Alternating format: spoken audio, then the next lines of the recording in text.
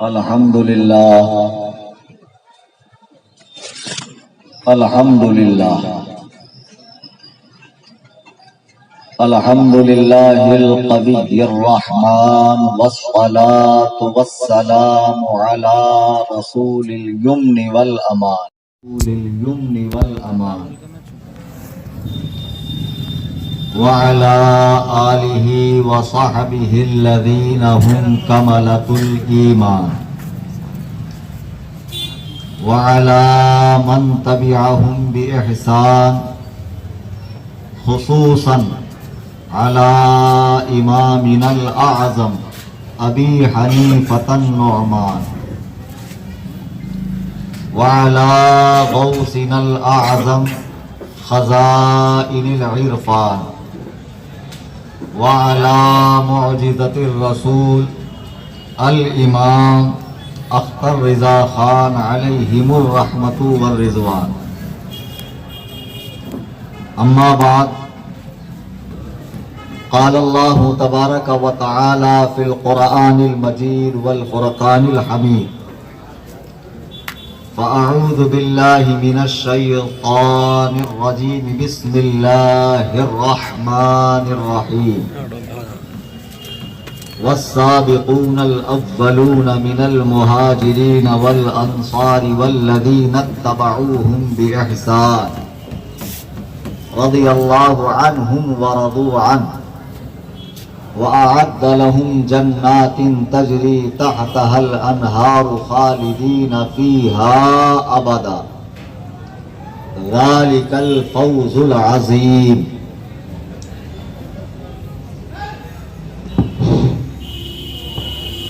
قال رسول اللہ صلی اللہ علیہ وسلم: من يعش منكم فسيرى اختلافا كثيرا فعليكم بسنتي وسنة الخلفاء الراشدين المهديين فتمسكوا عليها بالنواجذ أو كما قال عليه الصلاة والسلام. ممبر پہ حاضر میرے نہایت واجب الاحترام علماء اہل سنت و جماعت، حفاظ کرام، شورا اسلام، اراکین کمیٹی اور دور و دراز سے تشریف لائے میرے سنی، جنتی، حنفی، بریلوی بھائی، آئیے ہم اور آپ سب سے پہلے عقیدت و محبت کے ساتھ اپنا دلی رشتہ گنبد خضرا والے آقا خاتم پیغمبراں احمد مجتبی محمد مصطفیٰ صلی اللہ علیہ وسلم کی بارگاہ میں لگا کر بصد ادب و احترام درود پاک کی ڈالیاں نچھاور کریں. اللہم صلی علی سیدنا مولانا محمد بارک وسلم. چندہ مانگنے والا سسٹم آخری میں ہے. ابھی تو میں نے درود پاک پڑھنے کی اپیل کی ہے، اور حیدرآباد تو ماشاءاللہ سنیوں کا گڑھ ہے. رسومات اہل سنت جتنی دھوم دھام سے حیدرآباد میں ہوتی ہے شاید ہی دنیا کے کسی شہر میں ہوتی ہو. اس کے باوجود اتنا مایوس کن جواب آپ حضرات کا میرے حوصلوں کو پست کر رہا ہے. میں نے آپ سے درود پاک پڑھنے کی گزارش کی ہے، فضائل بتانے کا موقع نہیں ہے. آپ وقتاً فوقتاً ائمہ حضرات سے سماعت فرماتے ہیں. بآواز بلند درود پاک پڑھیں. اللہم صلی علی مولانا محمد بارک وسلم صلاۃ و سلاما علیک یا رسول اللہ صلی اللہ علیہ وسلم. حضرات، آپ کے مشیر آباد میں 2 سال پہلے اسی محلے میں کہیں آس پاس سواد اعظم کانفرنس کے نام سے آخری مرتبہ میں نے تقریر کی تھی. اب پھر اس کے بعد جب آنا ہو رہا ہے تو آپ ہی کے مشیر آباد میں ہو رہا ہے. اس بیچ میں حیدرآباد آنے کا مجھے اتفاق نہیں ہوا. آپ جانتے ہیں کہ میرے چاہنے والے اس شہر میں بہت ہیں، جن کو میں گلے لگانا نہیں چاہتا ہوں وہ بھی گلے لگنا چاہتے ہیں. تو کچھ ایسے ہمارے مہربان دوست ہیں جن کی وجہ سے میرا آنا کئی مرتبہ کینسل ہو جاتا ہے، ملتوی ہو جاتا ہے. کئی مرتبہ میں آ جاتا ہوں لیکن تقریر کا موقع مجھے نہیں ملتا ہے. ان مہربان دوستوں سے میں کہنا چاہوں گا کہ آپ مجھ سے جو چڑھتے ہیں، نفرت کرتے ہیں، بغض کرتے ہیں، خدارہ ایک مرتبہ ٹھنڈے دماغ سے میری بات بھی تو سنیے کہ میں کہنا کیا چاہتا ہوں۔ مقصود ہے اس بزم میں اصلاح مفاسد، نشتر جو لگاتا ہے وہ دشمن نہیں ہوتا۔ آپ کو کوئی زخم ہو جائے، آپ ڈاکٹر کے پاس چلے جائیں، اب ڈاکٹر ایک ماہر طبیب ہے، ایک بہترین سرجن ہے، اس نے جیسے ہی پھوڑا دیکھا فوراً آلات نکالا اور چیر پھاڑ کا کام شروع کیا۔ اس وقت مریض چیختا ہے، چلاتا ہے، روتا ہے۔ اگر ڈاکٹر اس کے رونے کو دیکھ کر آپریشن ختم کر دے، آپریشن نہ کرے، تو وہ ڈاکٹر نہیں، ڈاکو ہے۔ وہ اپنے پیشے سے غداری کر رہا ہے۔ اس کا کام ہے مریض لاکھ چیخے چلائے، وہ اپنا کام کرے، چونکہ یہ تھوڑی دیر کی تکلیف ہمیشہ کے لیے اس کو آرام دینے والی ہے۔ تو یقیناً ہمارے اندر جو برائیاں ہیں، جو خامیاں ہیں، کمیاں ہیں، میں اس پہ روشنی ڈالتا ہوں تو میرے بھائی لوگ مجھے اپنا دشمن تصور کرنے لگتے ہیں، مجھے اپنا معاذ اللہ رب العالمین اپنا کوئی بہت بڑا عدو سمجھنے لگتے ہیں۔ یہ ان کی خام خیالی ہے۔ آج کے جلسے کا جو عنوان ہے، غالباً اشتہار نہیں چھپا ہے، لیکن آپ نے جمعہ وغیرہ میں اعلان سنا ہوگا، اور سوشل میڈیا پہ جو اشتہار آیا ہے وہ عنوان اس طرح کا ہے: فضائل اہل بیت و عظمت صحابہ۔ اصل میں کوئی یہ ایک ٹاپک نہیں ہے، دو ٹاپک ہے، اور اس پر بولنے کے لیے گھنٹوں نہیں بلکہ مہینوں اور سال درکار ہے، تب بھی کما حقہ اس موضوع کو آپ بول نہیں سکتے ہیں۔ لیکن میں نے سوچا کہ دو میں سے کسی ایک کا ہی انتخاب کروں، چونکہ دو پر بولنا تو ممکن نہیں ہے۔ تو بڑے غور و فکر کے بعد، تگ و دو کے بعد، شہر کے حالات کو مد نظر رکھتے ہوئے، اگرچہ آپ کے شہر میں سال دو سال میں ایک بار آنا ہوتا ہے، لیکن یہاں کی خبریں، یہاں کی اطلاعات، یہاں کی ایکٹیویٹیز سوشل میڈیا کی معرفت ہم تک پہنچتی ہے، اور تقریباً ہر شہر کی پہنچتی ہے۔ اب دنیا جو ہے سمٹ کر ایک گاؤں کی شکل میں ہو گئی ہے، ایک کونے کی خبر سیکنڈوں میں دوسرے کونے میں پہنچ جاتی ہے۔ تو حیدرآباد شہر کو دیکھتے ہوئے آج کا جو عنوان ہے وہ دو ہے: فضائل اہل بیت و عظمت صحابہ۔ تو یوں سمجھ لیجئے کہ میں نے استخارہ کیا کہ مجھے کس پر بولنا چاہیے، تو میرا دل جس پر مطمئن ہوا اور جس کی زیادہ اشد ضرورت میں محسوس کر رہا ہوں وہ ہے عظمت صحابہ۔ فضائل اہل بیت تو حیدرآباد کا بچہ بچہ جانتا ہے، چونکہ ماشاءاللہ حیدرآباد میں پیر صاحبان، مرشد صاحبان، حضرتاں، پیراں کتنے ہیں آپ کو بتانے کی ضرورت ہے۔ وہ جو بیچارے سادات کرام میں سے بھی ہیں، کچھ ان میں سے، اور کچھ غیر سید بھی ہیں، تو وہ ہر وقت اپنی مجالس میں اپنے تقدس کا رواب جھاڑنے کے لیے، اپنی پگڑی اونچی رکھنے کے لیے، مریدین سے ہاتھ پیر چموانے کے لیے، ان کے گلے میں غلامی کا طوق ڈالنے کے لیے ہر وقت فضائل اہل بیت بیان کرتے ہی رہتے ہیں۔ تو ہر کوئی جانتا ہے کہ اہل بیت پاک رسول اللہ کے گھر والے ہیں، اور قرآن نے ان سے ہر طرح کی ناپاکی دور کی ہے، ان سے محبت کرنا چاہیے، اور جو اہل بیت پاک سے محبت نہیں کرتا ہے وہ اہل سنت و جماعت سے خارج ہے، یہ سب جانتے ہیں، اور سب اہل بیت پاک سے محبت کرتے ہیں الحمدللہ۔ لیکن بڑے افسوس کے ساتھ کہنا پڑتا ہے کہ جب بات صحابہ کرام کی آتی ہے تو ہمارے اکثر لوگوں کو صحابہ کرام کے مقام و مرتبے کی اصل پہچان ہی نہیں ہے کہ صحابہ کرام کا مقام و مرتبہ ہے کیا۔ اور کچھ لوگ اہل سنت و جماعت میں جو پیر بھی کہلا رہے ہیں، مفتی بھی کہلا رہے ہیں، مجدد بھی کہلوا رہے ہیں، ماشاءاللہ، برائے مہربانی فون سائلنٹ موڈ پہ کر لیں اور تقریر کو بغور سماعت کریں۔ حضرات، اہل سنت و جماعت میں کچھ لوگ جو پیر بھی کہلا رہے ہیں، مشائخ بھی ہیں، سادات بھی ہیں، اور اچھی خاصی خانقاہوں کے اندر بیٹھ کر مریدین کی تربیت بھی فرماتے ہیں، ایسے لوگ، ان کے دلوں میں صحابہ کے حوالے سے کچھ میل ہے، کچھ گندگی ہے۔ اگر تمام صحابہ کے حوالے سے نہ بھی ہو تو بالخصوص امیر المؤمنین، کاتب وحی، خال مومنین سیدنا حضرت امیر معاویہ رضی اللہ تعالیٰ وارضاہ عنہ کے لیے ہے، ضرور۔ یہ آپ سب جانتے ہیں، بتانے کی بات نہیں، میں کسی ایک کا نام نہیں لوں گا، اور ایسے عناصر حیدرآباد شہر میں موجود ہیں. اور ماشاءاللہ ایک تو ایسے بھی مجدد صاحب ہیں کہ جن کو جب ان کے ملک نے بھگایا تو تعجب کی بات ہے، بقول ان کے اسلام پہ انہوں نے اتنا کام کیا کہ 1400 سال میں کسی مسلمان نے اتنا کام کیا ہی نہیں. 1400 سال میں کسی نے اتنا کام نہیں کیا. اتنی بڑی شخصیت کو جب ان کے ملک نے بھگایا تو تقریباً 55 اسلامی کنٹریز ہے، کسی ملک نے ان کو پناہ نہیں دی. نہ سعودیہ نے دی، نہ شام نے دی، نہ حمس نے دی، نہ حلب نے دی، نہ فلسطین نے دی، نہ مصر نے دی، نہ ترکی نے دی، نہ ایران نے دی، نہ عراق نے دی. کسی ملک نے ان کو پناہ نہیں دی. ان کو پناہ دی تو کینیڈا نے پناہ دی. سبحان اللہ، کینیڈا نے ان کو پناہ دی.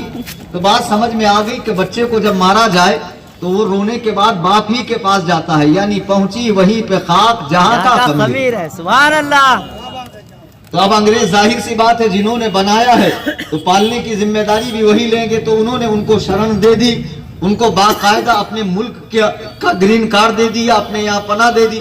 اب وہاں بیٹھے بیٹھے وہ صاحب حضرت امیر معاویہ پہ حملہ کر رہے ہیں. فرماتے ہیں کہ امیر معاویہ کی فضیلت میں کوئی حدیث ہے ہی نہیں. میں کہتا ہوں پیر صاحب کبھی مریدوں کے جھرمٹ سے نکلو، اور یہ انڈے کے اندر جو بچہ ہوتا مرغی کا وہ سمجھتا ہے کہ پوری دنیا یہی ہے، للہ دنیا اس کے بعد بہت بڑی ہے. کنویں کا مینڈک یہ سمجھتا ہے کہ کل کائنات یہ ہے، لیکن ابھی اس نے سمندر کو نہیں دیکھا ہے کہ پانی کہتے کس کو ہے. کبھی مریدین کے ہجوم سے باہر نکل کر آئیے، کبھی اپنے دست بوسی اور قدم بوسی کرنے والوں کے چاپلوسوں سے باہر نکل کر آئیے، اور پھر ہم تمہیں بتائیں کہ امیر معاویہ کی فضیلت احادیث میں ہے یا نہیں. عزیزان گرامی وقار، آج اس موضوع کی ضرورت کیوں پڑی؟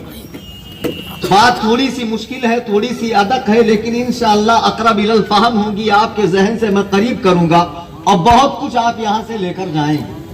اور ایک بات یہ سن لیجئے کہ میں کرسی خطابت پر علماء کی موجودگی میں اللہ کے عزت و جلال کی، اس کے عرش و کرسی کی، اس کے پاک ناموں کی، اس کے کلام کی قسم کھا کے کہتا ہوں کہ میں اپنے الفاظ کا ضامن ہوں. اگر کوئی کل انہونی بات ہوتی ہے اور کوئی صاحب مناظرے کا چیلنج کرتے ہیں تو الحمدللہ ان کے مناظرے کا چیلنج یہ فقیر کلیم حنفی رضوی قبول کرتا ہے. اور صرف قبول نہیں کرتا ہے بلکہ میں خود سامنے سے مناظرے کا چیلنج دے رہا ہوں کہ جتنے دشمنان اہل سنت و جماعت ہیں، جتنے بھی ہیں، جس بھی مسلک سے تعلق رکھتے ہوں، جس بھی مکتبہ فکر سے تعلق رکھتے ہوں، جس بھی تنظیم سے جڑے ہوئے ہوں، جو صحابہ کے ناموس سے کھیلنے والے ہوں، اہل بیت پاک کی عظمتوں سے کھیلنے والے ہوں، وہ کسی بھی مسلک سے، کسی بھی خانقاہ سے تعلق رکھتے ہوں، کتنے ہی ان کے نام کے آگے پیچھے 3 درجن القاب لگتے ہوں، وہ مجھ سے مناظرے کا چیلنج قبول کریں اور آئیں، قرآن و سنت کی روشنی میں اپنا موقف ثابت کریں. اور میں ثابت کرتا ہوں الحمدللہ رسول اللہ کا ہر صحابی ہمارے سر کا تاج ہے. ہر صحابی رسول اللہ کا ہمارے سر کا تاج ہے. تم نے صحابہ کو سمجھا کیا ہے؟ صحابی کہتے کس کو ہیں پتا ہے آپ کو؟ صحابی اس خوش نصیب مسلمان کو کہتے ہیں جس نے رسول اللہ کا زمانہ ظاہری پایا ہو، حیات ظاہری کا زمانہ پایا ہو، سرکار کی بارگاہ میں حاضری دی ہو، سرکار کے رخ والضحا کو دیکھا ہو، زلف واللیل کو دیکھا ہو، سرکار کی بارگاہ کرم میں بیٹھا ہو، سرکار کے ارشادات عالیہ سے مستفید ہوا ہو. اب اگر وہ اندھا ہے، دیکھنے کی اہلیت نہیں ہے، تو سرکار کا چہرہ دیکھنا صحابی ہونے کے لیے شرط نہیں ہے. نبی کا حیات ظاہری کا زمانہ اس نے پایا ہو اور سرکار کی بارگاہ میں حاضر ہوا ہو، بھلے سرکار کے چہرے انور کو دیکھا یا نہ دیکھا، لیکن سرکار کی زبان اقدس سے نکلنے والے کلمات کو اس نے سن لیا، وہ صحابی ہے. اب سن لیجئے، صحابہ کا مقام تو بہت بلند و بالا ہے. ایک ادنا درجے کے صحابی، صحابہ میں تمام صحابہ ایک مرتبے کے نہیں ہیں، جیسے نبیوں میں تمام نبی ایک مرتبے کے نہیں ہیں، جیسے ولیوں میں تمام ولی ایک مرتبے کے نہیں ہیں، اسی طرح صحابہ میں تمام صحابہ ایک مرتبے کے نہیں ہیں. صحابہ میں بھی مرتبوں کا فرق ہے. سب سے ادنا درجے کا صحابی، سب سے چھوٹے درجے کا صحابی، سب سے نچلی سطح کا صحابی، یعنی اب تمام سطحیں اس کے اوپر ہیں. وہ کسے کہتے ہیں ادنا درجے کا صحابی؟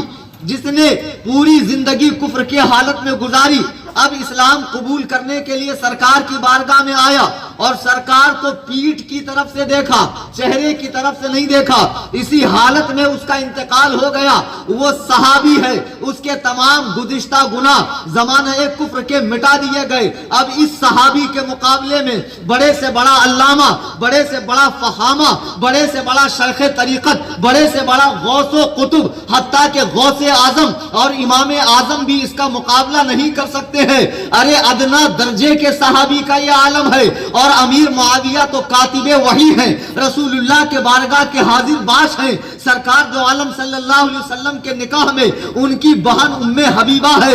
ذرا سوچئے امیر معاویہ کی عظمتوں کا عالم کیا ہوگا۔ سبحان اللہ، سبحان اللہ۔ عزیزان گرامی وقار، تمام صحابہ کرام حدیث سمجھنے کے لیے، قرآن سمجھنے کے لیے پہلی کڑی صحابہ کرام ہے۔ یہ وہ مقدس نفوس قدسیہ ہے۔ حضرت عبداللہ ابن مسعود رضی اللہ تعالیٰ عنہ کہتے ہیں، مسند امام احمد بن حنبل میں حدیث موجود ہے کہ اللہ تعالیٰ نے انسانوں کی طرف نگاہ فرمائی تو سب سے بہترین دل جس کا تھا، سب سے بہترین اخلاق جس کے تھے، اسے آخر الانبیاء بنانے کے لیے چن لیا، یعنی ہمارے اور آپ کے آقا کو۔ جب اللہ نے حضور کو چن لیا تو پھر تمام امت کی طرف نگاہ دوڑائی کہ دیکھوں ان میں بہترین لوگ کون ہیں جنہیں میں اپنے نبی کا ساتھی بناؤں، جنہیں میں اپنے نبی کا ساتھی بناؤں۔ تو اللہ کو انبیاء کے بعد صحابہ سے بہتر کوئی قوم نظر نہ آئی، اور اللہ تعالیٰ نے صحابہ کو رسول اللہ کا ساتھی بنایا۔ وہ امیر معاویہ پہ بھونکنے والے تفضیلی کتوں، حیدرآباد کی خانقاہوں میں بیٹھ کر تم امیر معاویہ پہ سب و شتم کرتے ہو، تمہارے اوپر لعنت ہے۔ ذرا سوچو تو صحیح، تم اتنے بڑے عاشق رسول ہوتے، تم اتنے سچے پکے مومن ہوتے تو اللہ تمہیں اس دور میں پیدا فرماتا، اس دور میں نہ پیدا کرتا۔ ارے امیر معاویہ کی آنکھوں پہ قربان جائیے جس نے ان آنکھوں سے آمنہ کے لال کا چہرہ دیکھا ہے، اللہ کے محبوب اعظم کا رخ انور دیکھا۔ سبحان اللہ۔ صحابہ پہ بھونکنے والوں، سنو، تم اہل سنت و جماعت میں نہیں ہو، آج میں دلائل سے ثابت کروں گا، دلائل سے۔ ہاں، اور یہ ڈھینگے مت ہاکنا، ویسے تو میں سنگل پسلی کا آدمی ہوں، لیکن الحمدللہ ڈیرنگ بہت ہے میرے اندر۔ کیوں؟ صد ہوں عبید رضوی میں غوث و رضا کا، آگے سے میرے بھاگتے ہیں شہر ببر بھی۔ سبحان اللہ۔ ٹھونس مت دکھانا، یہ کلیم حنفی ہے، خالی حیدرآباد میں نہیں، مدینہ طیبہ میں روضہ انور کے سامنے لوگ ایک دو متوا سے لڑتے ہیں، میں چار چار کتوا سے لڑ گیا۔ یوٹیوب پہ ویڈیو موجود ہے، آپ دیکھ لیں، یوٹیوب پہ ویڈیو موجود ہے، آپ دیکھ لیں۔ الحمدللہ نجد کی زمین ہو یا دیوبند کی زمین یا شیعت کا اڈا ایران ہو، ہم لوگ ڈرنے اور خوف کھانے والے لوگ نہیں ہیں، چونکہ قرآن و سنت کے مضبوط دلائل ہمارے پاس ہے۔ اب آئیے، یہ تفضیلی فرقہ جو ہے تو اپنے آپ کو سنی کہتا ہے لیکن صحابہ کے شان میں بھونکتا ہے، یہ اہل سنت میں کیوں نہیں ہے؟ اس کے دلائل ملاحظہ کریں۔ ترمذی شریف تیسرے نمبر کی کتاب ہے، پہلے نمبر کی کتاب قرآن کریم، اب اس کے بعد احادیث میں پہلے نمبر کی کتاب بخاری شریف، سیکنڈ نمبر پہ صحیح مسلم شریف، اور تیسرے نمبر پہ ترمذی، جس کو جامع ترمذی اور سنن ترمذی بھی کہتے ہیں۔ اس میں یہ حدیث موجود ہے، اور ہر فرقے کے لوگ یہ حدیث پڑھ کر سناتے ہیں، ہر فرقے کے لوگ یہ حدیث پڑھ کر سناتے ہیں۔ ایک مرتبہ جنگ کے موقع پر اللہ کے رسول صلی اللہ علیہ وسلم اپنے وجود پرمسعود کے ساتھ اونٹنی سے نیچے تشریف لائے۔ صحابہ پریشان ہو گئے کہ اللہ کے نبی اونٹ سے کیوں اتر رہے ہیں۔ صحابہ کرام سرکار کے آس پاس ارد گرد جمع ہو گئے۔ جب اللہ کے رسول زمین پہ تشریف لائے تو آپ نے اپنی انگشت ناز سے، اپنی مبارک انگلیوں سے ایک لکیر کھینچی۔ یہ حدیث ترمذی شریف میں ہے اور یہ حدیث صحیح ہے۔ ہر مکتبہ فکر کے لوگ، ہر باطل جماعت کے لوگ اپنی جماعت کو حق ثابت کرنے کے لیے اس حدیث کو دلیل بناتے ہیں، لیکن دلیل بننے والی نہیں ہے، چونکہ دلیل یہ اہل سنت کا حصہ ہے۔ اچھا، اللہ کے نبی نے ایک لکیر کھینچی، فرمایا ان اہدی صراطا مستقیما، یہ جو سیدھا راستہ ہے یہ میرا راستہ ہے، اور ہر راستہ، پھر اس کے بعد آپ نے ٹیڑھی میڑھی لکیریں کھینچی اور فرمایا یہ جو ٹیڑھے میڑھے راستے ہیں یہ شیطان کے راستے ہیں، ہر راستے پر شیطان بیٹھا ہوا ہے۔ پھر سرکار نے فرمایا کہ پچھلی امت میں بنی اسرائیل میں 72 فرقے ہوئے تھے، میری امت میں ضرور 73 فرقے ہوں گے۔ کیا فرمایا؟ ضرور 73 فرقے ہوں گے۔ لیکن ایک عجیب بیماری آج کل نکل گئی، اور حیدرآباد میں تو زیادہ ہی ہے۔ وہ بیماری ہے BPL ٹائپ کے لوگ بن پیندے کے لوٹے، جدھر لوڑ دیکھا ادھر لوڑک گئے۔ کسی کو برا مت بولو، اپنے صابن سے دوسرے کے کپڑے مت دھو، وہ اپنی قبر میں جائیں گے، ہم اپنی قبر میں جائیں گے، کسی کو برا بولنے تک کلمہ پڑھ لو، نفل پڑھ لو۔ ارے بے وقوفو، تم کون سا اسلام پیش کر رہے ہو؟ برے کو برا کہنا، اچھے کو اچھا کہنا، نمازی کو نمازی کہنا، شرابی کو شرابی کہنا، یہ تو اصول کی بات ہے، یہ تو اسلام کی تعلیمات ہے۔ لیکن اس ٹائپ کے پلپلے لوگ، اور ایسے پلپلے مجدد بھی ہو گئے، اور ایسے پلپلوں کے ساتھ چند مدارس بھی جڑ گئے۔ بہرحال جو تمام امت کو ایک پلیٹ فارم پہ لانا چاہتے ہیں، تمام کلمہ گو لوگوں کو ایک کرنا چاہتے ہیں، اور دلیل دیتے ہیں وَاعْتَصِمُوا بِحَبْلِ اللَّهِ جَمِيعًا وَلَا تَفَرَّقُوا، اللہ کی رسی کو مضبوطی سے پکڑ لو، آپس میں فرقہ بندیاں مت کرو۔ یہ آیت صحابہ کے بارے میں اتری تھی، آج کے زمانے کے بارے میں تھوڑی اتری ہے کہ وہابی دیوبندی گڑ گوبر پیشاب پانی سب ایک ہو جاؤ اور پوری ملت اسلامیہ ایک ہو جاؤ۔ نہیں، جب اللہ کے نبی نے فرمایا کہ ضرور میری امت میں 73 فرقے ہوں گے، تو کوئی سیاسی پارٹی کا لیڈر، کوئی بڑے سے بڑا مدرسہ، کوئی بڑے سے بڑا شیخ الحدیث، اس کی یہ ہمت نہیں ہے کہ پورے مسلمانوں کو ایک پلیٹ فارم پر جمع فرما دے، اس لیے کہ یہ بات کسی ایرے غیرے نے نہیں فرمائی کہ میری امت 73 فرقوں میں بٹے گی۔ سن لو، اللہ کی قسم، یہ آسمان جو تمہارے سروں پر سایہ پگن ہے، یہ نیچے آ سکتا ہے، زمین اوپر جا سکتی ہے، ہرا بھرا درخت اپنی جڑوں سمیت اکھڑ کے یہاں آ سکتا ہے، ایسے بہنے والی ندی ایسے بہ سکتی ہے، لیکن جو بات آمینہ کے لال نے اپنی زبان پاک سے فرما دی ہے، اللہ کی قسم وہ قیامت تک غلط نہیں ہو سکتی ہے۔ اعلیٰ حضرت فرماتے ہیں وہ زبان جس کو سب کن کی کنجی کہیں، اس کی نافذ حکومت پہ لاکھوں سلام۔ سبحان اللہ، سبحان اللہ۔ اچھا، اب اللہ کے رسول نے فرمایا کہ میری امت میں 73 فرقے ہوں گے، ایک فرقہ جنتی ہوگا، تو صحابہ کرام نے 72 لوگوں کے بارے میں انکوائری نہیں کی، ان کی ڈیٹیلز نہیں مانگی، بلکہ پوچھا یا رسول اللہ جنتی فرقہ کون سا ہوگا؟ کلہم فی النار الا ملت واحدہ، قالوا ومن ہی یا رسول اللہ، یا رسول اللہ وہ ایک کون ہے جو جنتی ہے؟ اللہ کے نبی نے فرمایا ما انا علیہ واصحابی ہی اليوم، آج کے دن جس راستے پر میں ہوں اور میرے صحابہ ہیں، اس راستے پر چلنے والا جنتی ہے۔ رسول اللہ نے جنتی کس کو فرمایا؟ جو رسول اللہ اور صحابہ کرام کے طریقہ کار پر چلے۔ اچھا چلیے، اس زمانے میں جو بڑی بڑی جماعتیں ان کو دیکھتے ہیں، کیا وہ لوگ اس حدیث کے مصداق ہیں؟ شیعہ تو اس حدیث میں داخل ہو ہی نہیں سکتے، کیوں؟ شیعہ کا کس سے پنگا ہے بولو؟ صاحب یار آپ لوگ ایسے ڈر ڈر کے بولو گے، بتاؤ میں بمبئی سے آ کے ڈر نہیں رہا ہوں، دھاڑ رہا ہوں، گرج رہا ہوں، برس رہا ہوں، اور آپ لوگ ذرا بھی اپنی انرجی خرچ کرنے کو تیار نہیں۔ کچھ تم قدم بڑھاؤ، کچھ ہم قدم بڑھائیں، یہ رشتہ محبت اس طرح چلے گا۔ شیعہ ہرگز ہرگز اس حدیث کی بشارت میں داخل نہیں ہے، اس لیے کہ شیعوں کا تمام صحابہ کرام سے سوائے چند صحابہ کے، حسنین کریمین مولا مشکل کشا اور ابو ذر غفاری اور سلمان فارسی کے علاوہ تمام صحابہ کرام کو شیعہ خارج اسلام سمجھتے ہیں، بلکہ حضرت ابو بکر و عمر کو معاذ اللہ ثم معاذ اللہ، جو تمام انبیاء کے بعد اس امت کے سب سے بہترین افراد ہیں، ان کو بھی معاذ اللہ جہنمی تصور کرتے ہیں۔ حضرت ابو بکر صدیق رضی اللہ تعالیٰ عنہ کے بارے میں شیعہ عالم ملا باقر مجلسی اپنی کتاب حق الیقین میں لکھتا ہے کہ جہنم کے 10 دروازے ہیں، ایک دروازے سے حامان، ایک سے شداد، ایک سے نمرود، ایک سے قارون، ایک سے ابو جہل، ایک سے ابو لہب، اور معاذ اللہ ایک سے ابو بکر اور ایک سے عمر جائیں گے، ثم معاذ اللہ رب العالمین۔ یہ شیعوں کا خبیث عقیدہ ان کی کتاب میں ہے۔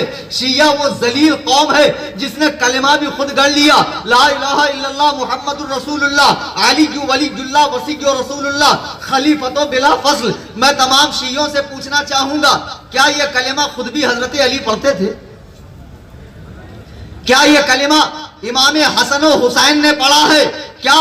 اور سن لو ابو بکر و عمر پہ بھونکنے والوں کھٹملو، تمہیں تاریخ کا پتہ نہیں ہے، ذرا اپنے گھر کی کتاب الکافی پڑھ لو یعقوب کلینی کی، اور ملا باقر مجلسی کی حق الیقین پڑھ لو، اپنے امام خمینی کی کتاب پڑھ لو۔ حضرت علی کرم اللہ وجہہ الکریم کے دو ہی بیٹے نہیں تھے حسن حسین، حضرت فاطمہ سے 3 بیٹے تھے، ایک حسن، ایک حسین، ایک حضرت محسن۔ حضرت محسن کا بچپن میں انتقال ہوا، اور جب ان کا حضرت فاطمہ کا انتقال ہوا تب حضرت علی نے اور 8 شادیاں فرمائی، جن سے آپ کو 17 بیٹے پیدا ہوئے۔ آپ کے ایک بیٹے کا نام ابو بکر بھی ہے، ایک بیٹے کا نام عمر بھی۔ سبحان اللہ۔ ابو بکر و عمر پہ بھونکنے والو، ذرا گھر کی خبر لو کہ حضرت علی کرم اللہ وجہہ الکریم کے بیٹوں کا نام یہ ہے۔ اتنا ہی نہیں، حضرت محمد بن حنفیہ جو حضرت علی کے بیٹے ہیں وہ فرماتے ہیں میرے والد حضرت علی نے فرمایا اگر کوئی ابو بکر و عمر کو برا کہے تو میں اسے 80 کوڑے ماروں گا۔ اللہ کی قسم، مولا مشکل کشا میں وہ طاقت ہے کہ آپ نے ذوالفقار حیدری کی نوک سے قلعہ خیبر کو اکھاڑ دیا۔ آج جو لوگ سینہ پیٹتے ہیں محرم میں، کہتے ہیں غم حسین میں پیٹتے ہیں، ابے جس سینے میں صحابہ کا بغض ہے وہ سینہ اسی لائق ہے کہ اسے پیٹا جائے۔ تم اسی لائق ہو کہ اپنا سینہ کوٹتے رہو۔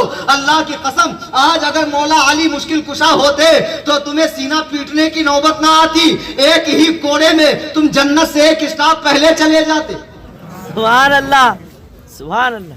صحابہ کرام پہ بھونکنے والوں، صحابہ کرام کے مراتب کو دیکھو تو شیعہ یہ اس حدیث کی بشارت میں داخل نہیں ہے، اس لیے کہ شیعہ وہ خبیث قوم ہے جو ام المومنین سیدتنا عائشہ صدیقہ سلام اللہ علیہا جو رسول کریم صلی اللہ علیہ وسلم کی ایسی چہیتی بیوی ہے کہ سرکار ان کے بستر پہ ہوتے اور اللہ تعالیٰ وحی کو نازل فرماتا۔ ام المومنین عائشہ وہ ہیں کہ اللہ کے نبی نے جب دنیا سے آخرت کا سفر اختیار کیا تو آپ کا سر انور اماں عائشہ کی گود میں ہے، اور سرکار نے حجرہ عائشہ میں آخری سانسیں لی ہے۔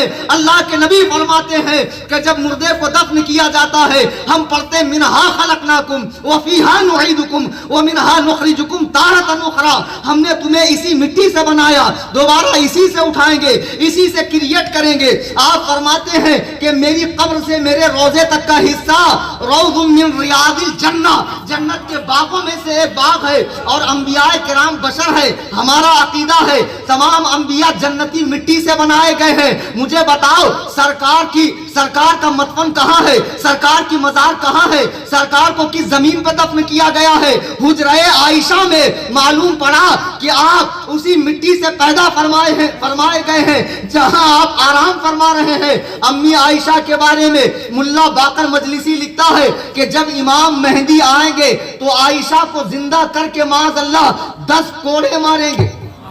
معاذ اللہ۔ یہ ان کے خبیث عقیدے ہیں۔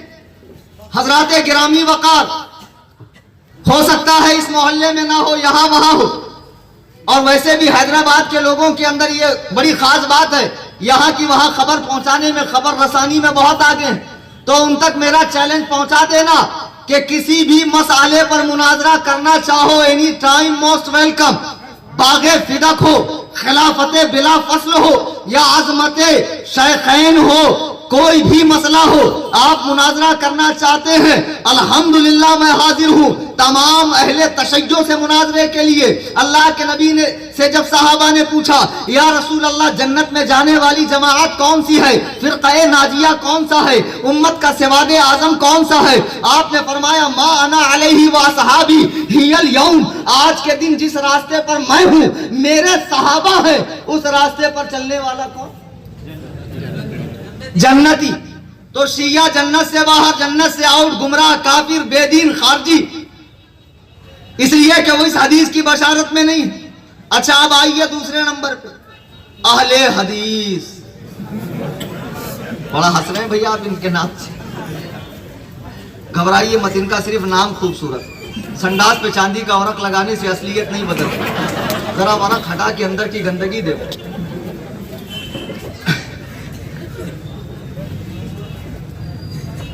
اہل حدیث، اب یہ لوگ کہنے لگے بھائی ہم لوگ ہیں منہج صحابہ والے، منہج سلف والے، اپنا نام انہوں نے سلفی رکھا، حالانکہ یہ سلفی نہیں سیلفی ہیں، سلفی یہ نہیں ہے، سلفی ہم ہیں۔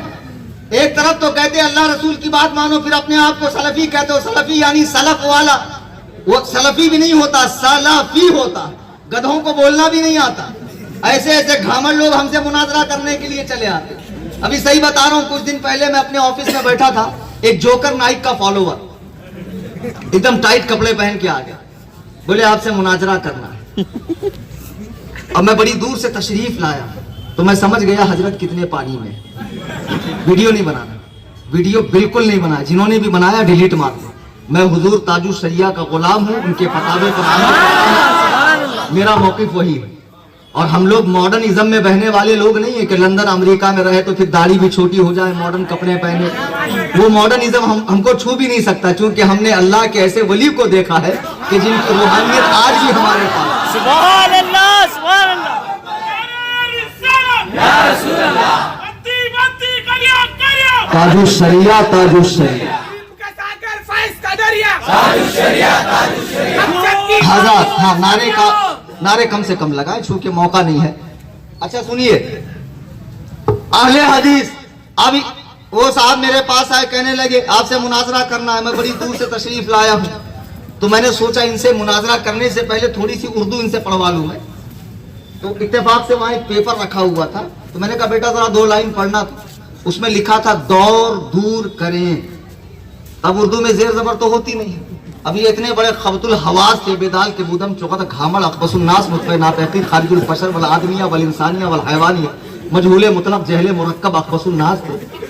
جب انہوں نے اخبار اٹھایا تو بولے یہ کیا بڑی بات ہے، میں تو بخاری پڑھتا ہوں، آپ اردو کا اخبار دے رہے ہیں مجھ کو۔ ارے میں نے کہا شیخ الحدیث صاحب پڑھ تو لیجئے۔ تو انہوں نے پڑھا تو پڑھنے لگے دور دور کریں۔ ابے میں نے کہا گھامڑ وہ دور دور کرے نہیں ہے، دور دور کرے ہیں۔ اب بتائیے جن کو ٹھیک سے اردو پڑھنی نہ آتی، وہ ایسے ایسے لوگ اگر مناظرہ کرنے آئیں گے تو میں تو پہلے ہی ہتھیار ڈال دوں گا، اس لیے کہ عالم کا اور جاہل کا مناظرہ نہیں ہوتا، عالم کا مناظرہ عالم سے ہوتا۔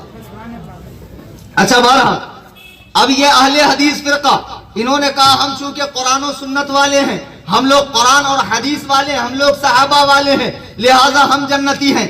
شارٹ کٹ میں بتا دوں، تفصیلی آپریشن پھر کبھی کروں گا۔ اور الحمدللہ اس نامراد نو مولود برطانوی فرقے کا میں اسپیشلسٹ ڈاکٹر ہوں، پھر کبھی بلائیے انشاءاللہ ان کا فل آپریشن کروں گا۔ سرے دست یہ سمجھ لیجئے کیا یہ صحابہ والے ہیں؟ دیکھو 20 رکعت تراویح حضرت عمر فاروق نے باجماعت مدینہ طیبہ میں شروع کی ہے، اور اس پر پوری امت کے علماء کا اجماع ہے، پوری امت کے علماء کا، چاروں ائمہ اس پر متفق ہے۔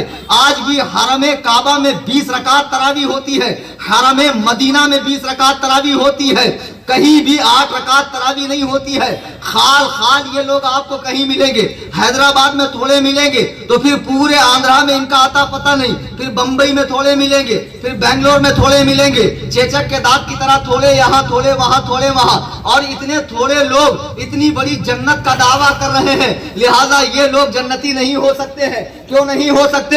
حضرت عمر فاروق نے 20 رکعت تراویح باجماعت پڑھوائی، یہ لوگ حضرت عمر کے فیصلے کو نہیں مانتے۔ کتنی پڑھتے ہیں تراویح؟ 8 رکعت پڑھتے ہیں، اور معاذ اللہ 20 رکعت تراویح کو بدعت فاروقی کہتے ہیں۔ ایک چیلنج میں نے شیعوں کو دیا مناظرے کا، اور آن لائن پوری دنیا سن رہی، ایک چیلنج میرا اہل حدیثوں کو، اگر یہاں کوئی جوکر نائک اور عمران سسٹر کا چاہنے والا اور توصیف الشیطان کا چاہنے والا موجود ہو تو سن لیں کہ 20 رکعت تراویح کو میں اجماعاً اور احادیث سے ثابت کروں گا۔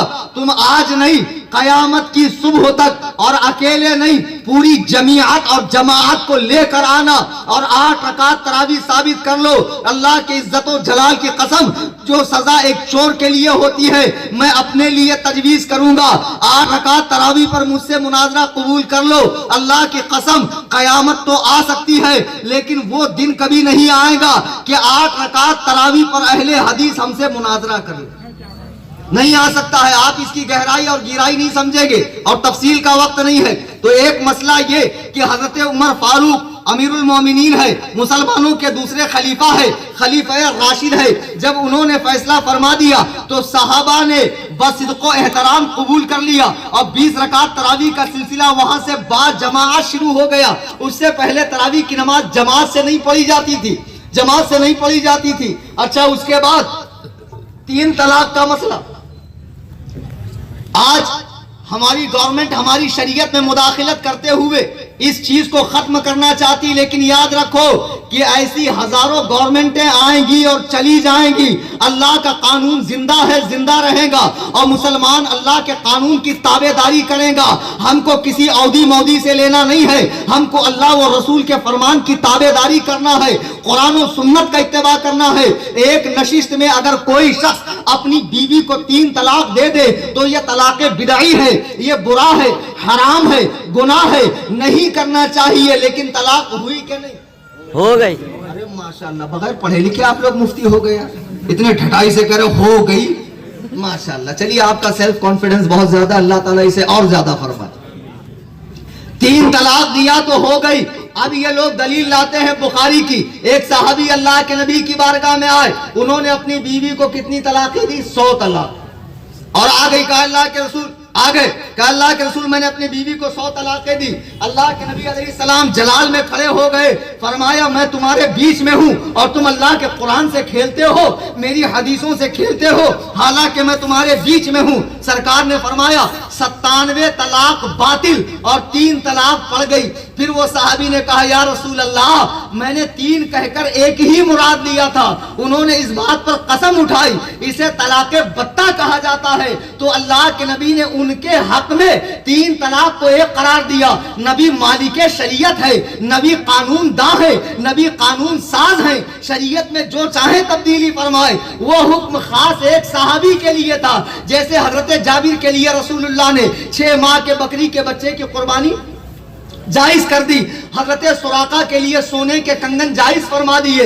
کسی صحابی کے لیے ایک موقع پر ایک حکم کو خاص کر دینا اس کی تعمیم نہیں کرتا ہے, اسے عام نہیں کر دیتا ہے. اب لوگ بعد میں ایسی کرنے لگے, 3 طلاق دیتے اور کیا کہتے, ہماری مرادیں تھی. جب حضرت عمر فاروق کا زمانہ آیا, حضرت عمر فاروق جلال میں آ گئے, فرمایا نہیں, اب 3 طلاق 3 ہی نافذ کی جائیں گی. یا تو آدمی پاکی کی حالت میں 1 طلاق دے, پھر دوسرے طہر میں دوسری طلاق دے, تیسرے طہر میں تیسری طلاق دے. اسے طلاق احسن کہتے ہیں. یہ مسائل آپ علماء سے, ائمہ سے پوچھ لیجئے گا.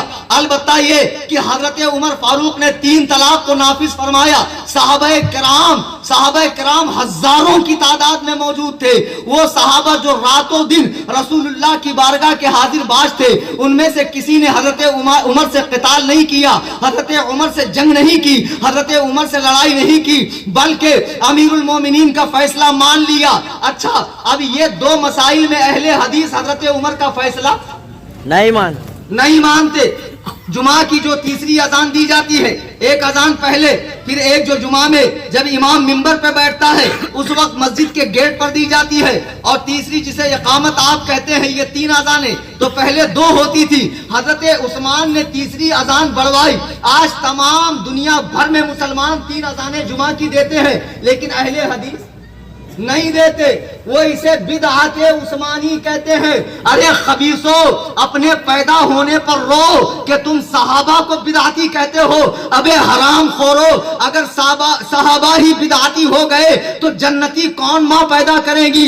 اللہ کی قسم, ابو بکر و عمر و عثمان و علی کا جنتی ہونا اتنا ہی یقینی ہے جتنا یقینی یہ ہے کہ جنت ہے. سبحان اللہ.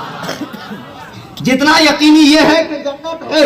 اب اہل حدیث نے صحابہ کے فیصلوں کو نہیں مانا تو اہل حدیث ما انا علیہ و صحابی میں داخل نہیں ہے. صحابہ کرام میں تقلید کا بھی مزاج تھا, اہل حدیث تقلید کرتے نہیں.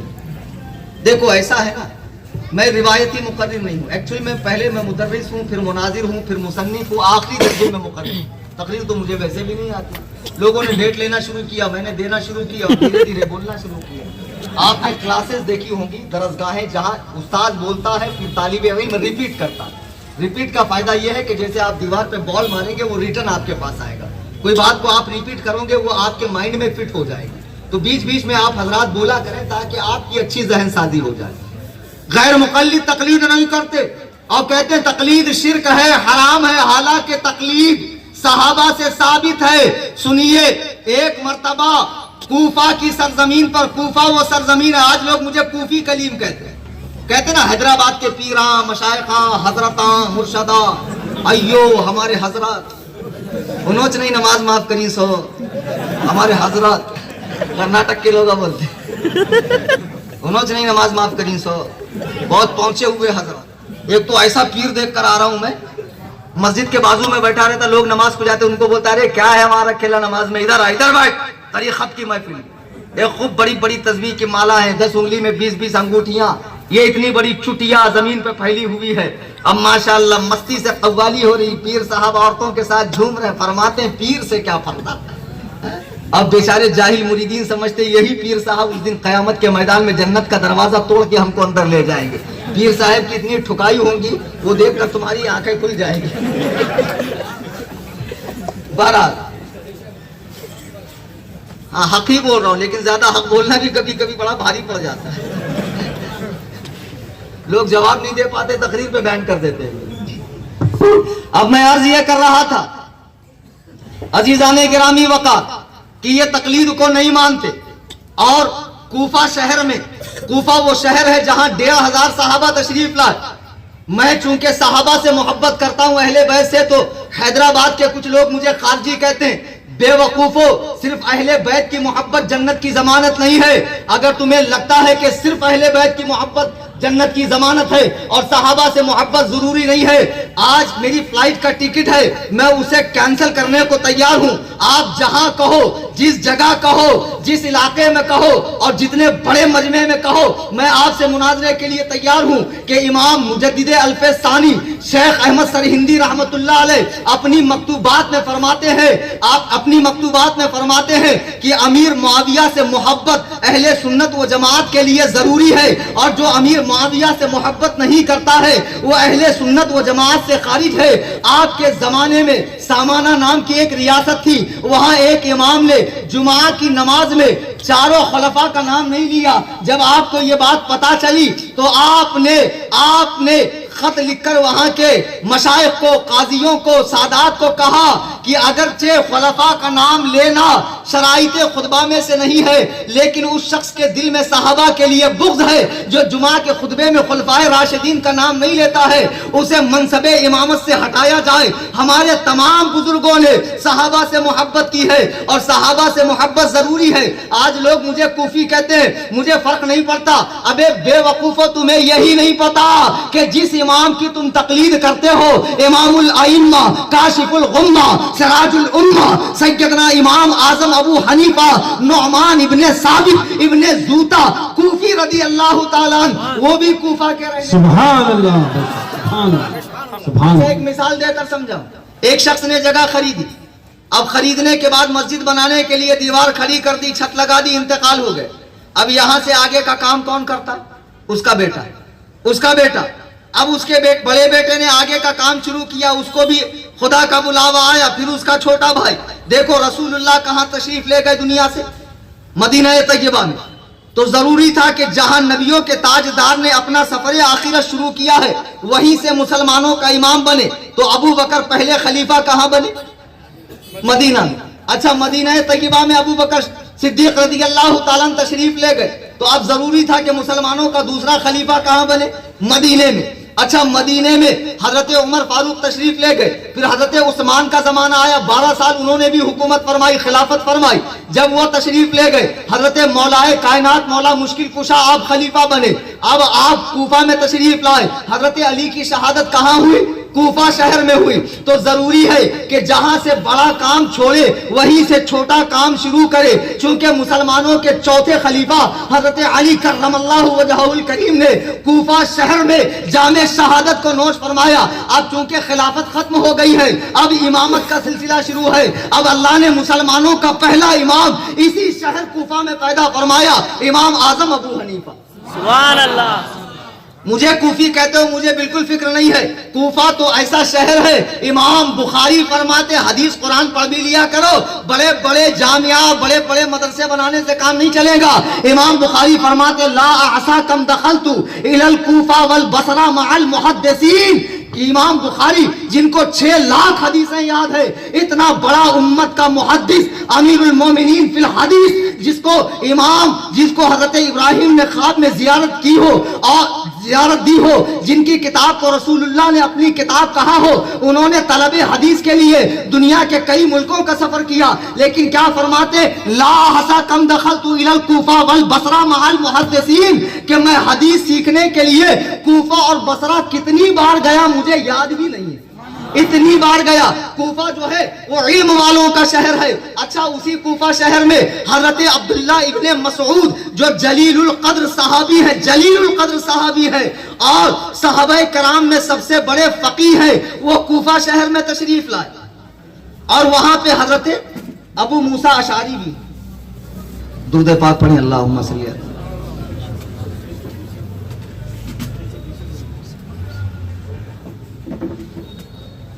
عزیزان گرامی وقار، کوفہ شہر میں حضرت ابو موسیٰ اشعری بھی ہیں اور حضرت عبداللہ ابن مسعود بھی ہے. اب ایک شخص نے حضرت ابو موسیٰ اشعری کو ایک مسئلہ پوچھ لیا، اتفاق سے وہ مسئلہ انہوں نے غلط بتایا. اب بعض لوگوں کی عادت ہوتی کہ ایک ہی مسئلہ 2 عالموں سے پوچھنا اور دونوں کو لڑوانے کے لیے مسئلے مت پوچھو. علماء میں اختلاف ہوتا ہے، علماء کا اختلاف رحمت ہے. اب جب اس نے حضرت ابو موسیٰ سے مسئلہ پوچھا، انہوں نے بتایا. اب یہ شخص عبداللہ ابن مسعود کے پاس گیا، انہوں نے جو جواب دیا وہ جواب اس سے الگ تھا. اب یہ شخص پھر حضرت ابو موسیٰ اشعری کے پاس آ کر کہتا ہے کہ آپ نے جو جواب دیا تھا وہ جواب غلط تھا، حضرت عبداللہ ابن مسعود نے یہ جواب دیا. تو سنو، حضرت ابو موسیٰ اشعری کہتے ہیں لا تسألونی ما دام ھذا الحبر فیکم، جب تک تمہارے اندر یہ سمندروں جیسا علم رکھنے والا عبداللہ ابن مسعود ہے، مجھ سے کوئی مسئلہ نہ پوچھو، ہر مسئلہ ان سے پوچھو. معلوم پڑا صحابہ کے زمانے میں ایک امام کی تقلید کا بھی رواج تھا، ایک ہی امام سے مسائل پوچھ کر عمل کرنے کا رواج تھا، لیکن غیر مقلد تقلید نہیں کرتے. تو غیر مقلد پہلے تو شیعہ آؤٹ ہو گئے، پھر غیر مقلدین آؤٹ ہو گئے، چونکہ وہ ما انا علیہ و صحابی کے مصداق نہیں ہے، وہ اس جنتی فرقے میں شامل نہیں ہے. اچھا، اب آئیے تیسرے نمبر پہ، عقل کے اندھے شکل کے گندے دیو کے بندے. اگرچہ یہ اپنے آپ کو حنفی کہتے ہیں، یہ حنفی نہیں منفی ہیں یہ لوگ. اگرچہ یہ طریقت کے چاروں سلاسل میں بیعت کرتے ہیں، اس کے باوجود چونکہ یہ مسلمان ہی نہیں ہے، ان کے اکابرین نے اپنی کتابوں میں رسول کریم صلی اللہ علیہ وسلم کی جگہ جگہ گستاخیاں کی ہے. بار بار علماء کرام آپ کو بتاتے ہیں. اب جو بھی دیوبندی کو برا لگے تو مجھ سے اس ٹاپک پر مناظرہ قبول کر لے کہ اکابر علماء دیوبند بدترین کافر ہیں اپنی عبارات کی روشنی میں، چونکہ انہوں نے اپنی کتاب میں سرکار دو عالم صلی اللہ علیہ وسلم کی بدترین گستاخیاں کی ہے. ارے جب مسلمان ہی نہیں رہے تو حنفی ہونا کیا مطلب، قادری چشتی نقشبندی سہروردی ہونا کیا مطلب. پہلی نسبت ہے اسلام کی، پہلی نسبت ہے محمد الرسول اللہ سے غلامی کی. جب وہ رشتہ غلامی کٹ گیا تو ساری نسبتیں بیکار ہے. اب اور لے لیجیے، ایک فرقہ ہے اہل قرآن. اہل قرآن یہ فرقہ قرآن کے سوا کچھ نہیں مانتا، یہ کہتا سارا دین قرآن کے اندر ہے. اس فرقے کے لوگ آپ کے شہر میں کیوں گے؟ آپ کے یہاں تو بہت سارے لوگ ہیں، ایدوی ہے، مہدوی ہے، کیا کیا ہے کیا کیا ہے.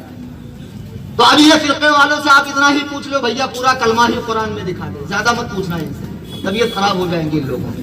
کہیں آپ ان سے پوری نماز، پورا روزہ، پورا حج، پورا زکوٰۃ، پورے دین کے مسائل پوچھیں گے تو بیچاروں کو تو ویسے ہی وہ چل دیں گے. اب یہ لوگ کہتے ہیں سارا دین قرآن سے ثابت ہے، صحابہ کرام کا بھروسہ نہیں ہے، انہوں نے حدیث جمع کرنے میں غلطیاں کی ہے. تو چونکہ یہ بھی صحابہ کے مخالف ہیں تو اہل قرآن بھی کٹ، اہل تشیع بھی کٹ، اہل الحدیث بھی کٹ، اہل دیوبند بھی کٹ. اب بچے وہ کون لوگ ہیں جو رسول اللہ اور صحابہ کے طریقے پر ہیں؟ تو الحمدللہ ثم الحمدللہ. سنیے، صحابہ نے پوچھا یا رسول اللہ آپ نے یہ تو بتایا کہ میری امت میں 73 فرقے ہوں گے، آپ نے یہ تو بتایا کہ وہ فرقہ میرا، آپ کے اور صحابہ کے طریقے پر ہوگا، لیکن اس فرقے کا نام کیا ہے؟ نام کیا ہے؟ سنیے، مصطفیٰ جان رحمت، نبی الانبیاء، آخر الانبیاء، امام الانبیاء، افضل الانبیاء، امام الانبیاء، آخر الانبیاء، جناب محمد رسول اللہ صلی اللہ علیہ وسلم نے فرمایا. یہ حدیث امام غزالی نے المستصفا میں اور حضرت عبداللہ ابن عباس نے قرآن کی سب سے پہلی تفسیر ابن عباس میں اور امام جلال الدین سیوطی الشافعی رحمہ اللہ نے اپنی کتاب در منصور میں، علامہ عبد الکریم شہرستانی رحمہ اللہ نے اپنی کتاب الملل والنحل کے اندر لکھا ہے کہ اللہ کے نبی سے صحابہ نے پوچھا یا رسول اللہ جنت میں جانے والی جماعت کا نام کیا ہے؟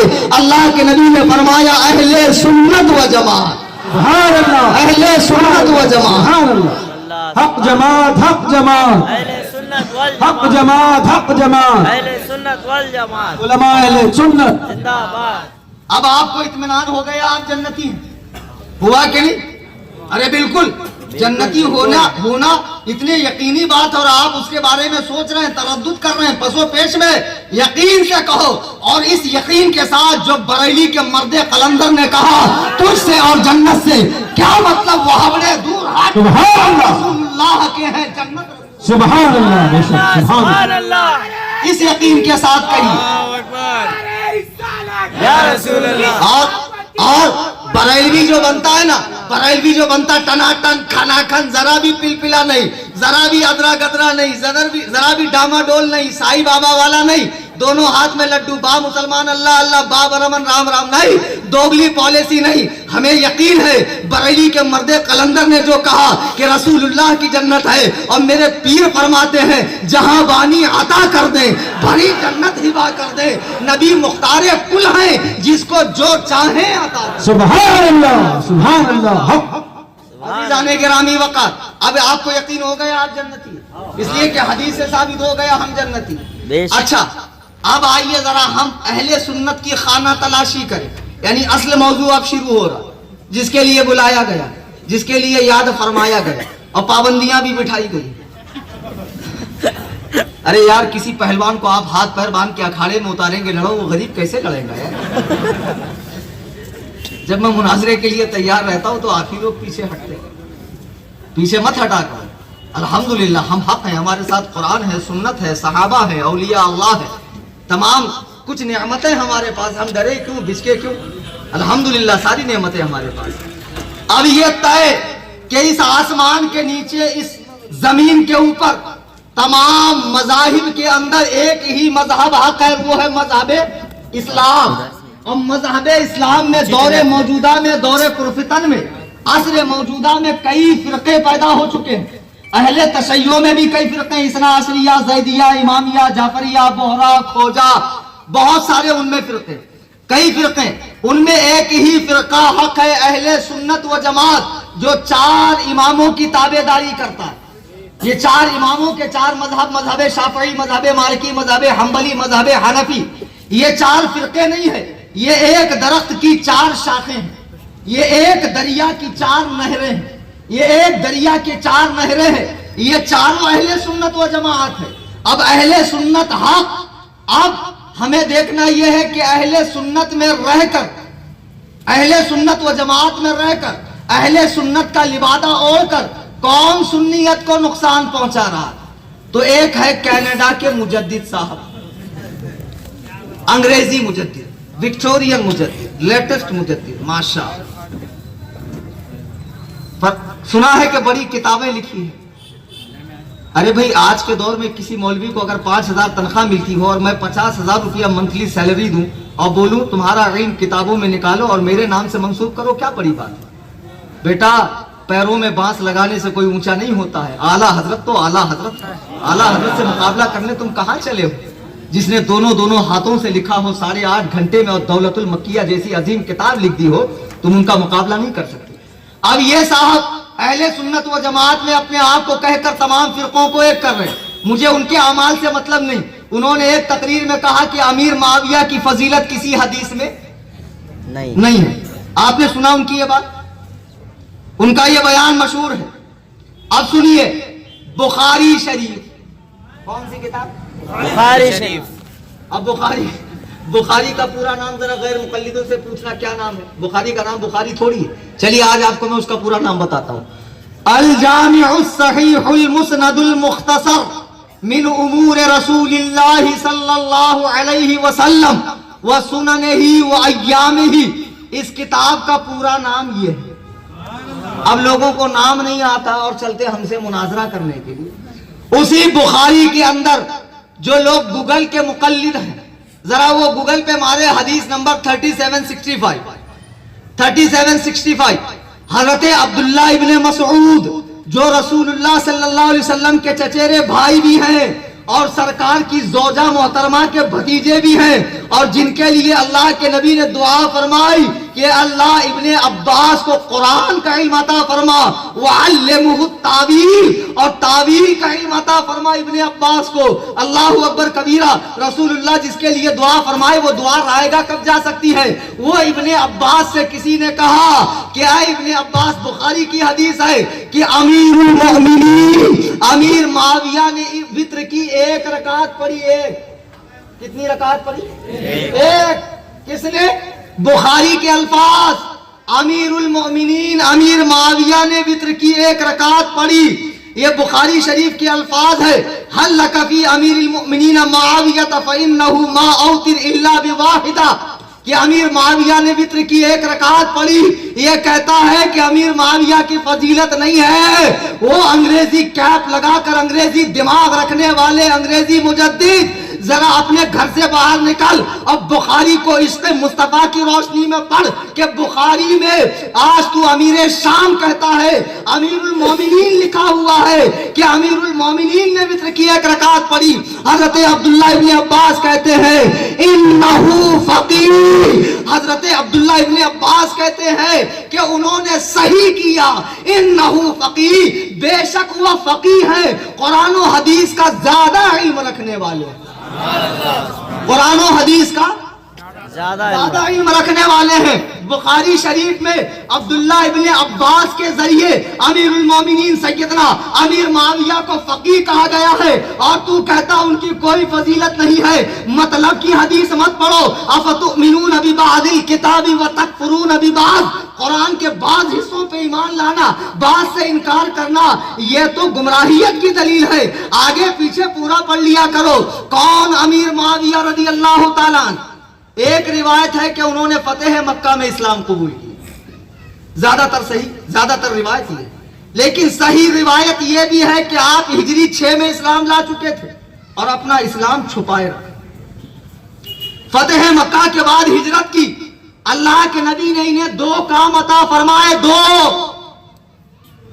نمبر 1 یہ کہ رسول اللہ پہ جو قرآن نازل ہوتا حضرت جبرائیل کے ذریعے, اسے لکھنے والے 13 لوگ تھے, ان میں ایک امیر معاویہ بھی ہیں. سبحان اللہ, سبحان اللہ. کاتبین وحی. اگر امیر معاویہ کو باغی کہو گے, فسادی کہو گے, ظالم کہو گے, لعن طعن کرو گے, او مرشدو, وہ صاحبو, او پیرو, پھر قرآن سے بھروسہ اٹھ جائے گا. اس لیے کہ جو قرآن پڑھ کر تو اہل بیت کی فضیلت ثابت کر رہا ہے, اس قرآن کے کاتب کا نام ہے امیر معاویہ. سبحان اللہ. کاتب کا نام ہے امیر معاویہ. امیر معاویہ کا رسول اللہ نے کاتب وحی بنایا. مجھے بناؤ, کسی بددیانت کو کاتب وحی بنایا جا سکتا ہے.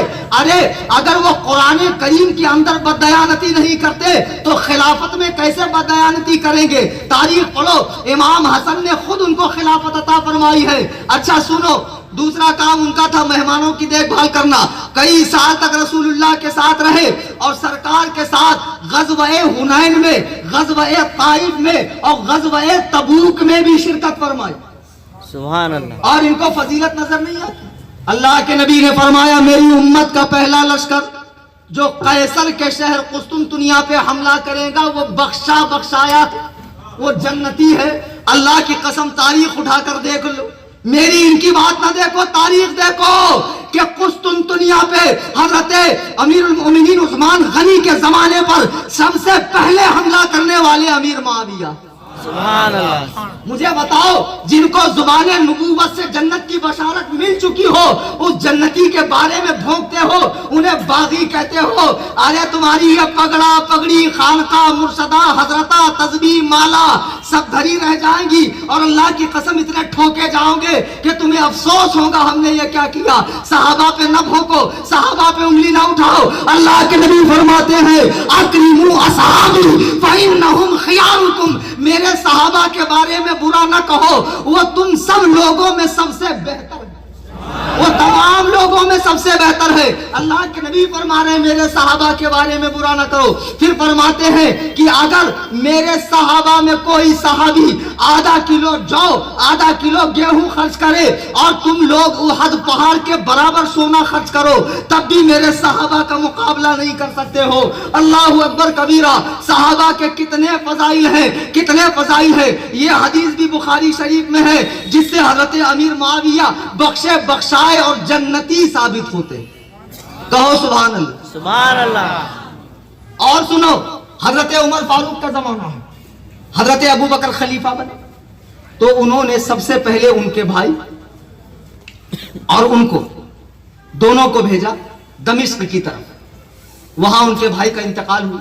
इधर हजरत अबू बकर सिद्दीक भी दाई अजल को लब्बैक कहा। हजरत उमर फारूक खलीफा बने तो उन्होंने हजरत अमीर मुआविया को मुल्क शाम का हाकिम बनाए। हजरत उमर फारूक कितने सख्त आदमी है मालूम है ना? इतने सख्त आदमी है कि फातह कैसरो किसरा हजरत खालिद बिन वलीद के बारे में जब उन्हें पता चला कि बहुत माल लुटाते हैं तो फौरन उनको मनसब से हटाया। इतने कड़क आदमी हजरत उमर फारूक कि जिनकी जलालत और अदालत के ऊपर पूरी दुनिया गवाही देती है कि उन जैसा आदिल उनके जमाने में नहीं था। उन्होंने 20 साल तक अमीर मुआविया को रोका नहीं, टोका नहीं, खलीफा बनाए रखा। फिर हजरत उस्मान का जमाना आया तो उनके जमाने में भी वो खलीफा रहे। इस तरह इमाम हसन ने भी उन्हें खिलाफत अता फरमाई। अब रही हजरत अली और हजरत अमीर मुआविया के बीच जो जंग हुई है, जंगे सिफ़ीन, तो सुन लो अहले सुन्नत का क्या अकीदा है।